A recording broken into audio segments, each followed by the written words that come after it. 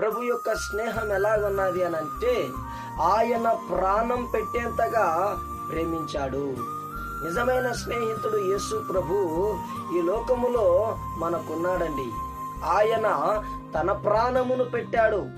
ఎవరి కోసం పెట్టాడు? సర్వమానవాళి చేసినటువంటి పాపము కొరకు ఆయన ప్రాణం పెట్టాడు.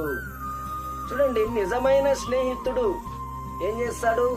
విడువక ప్రేమిస్తాడు.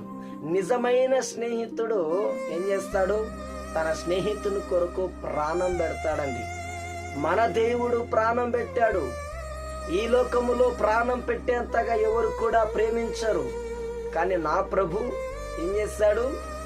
ఈ లోకములో తాను ప్రాణం పోయేంతగా ఈ లోకంలో ఉన్న అనేకులను ప్రేమించి తాను తన ప్రాణమును పెట్టి ఆయన అనేకులను రక్షించడానికి ఈ లోకానికి వచ్చినట్లుగా దేవుని లేఖనాలు సెలవిస్తున్నాయి ప్రియులారా. కాబట్టి నిజమైన స్నేహితుడు ఏం చేస్తాడు?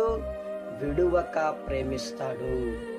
అట్టివాడు దుర్దశలో సహోదరుడిగా ఉంటాడు. చూడండి, ఇది స్నేహం అంటే.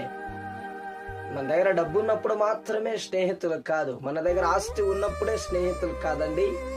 మన దగ్గర ఏమి లేవనప్పుడు కూడా ఉన్నవాళ్ళే నిజమైనటువంటి స్నేహితులు.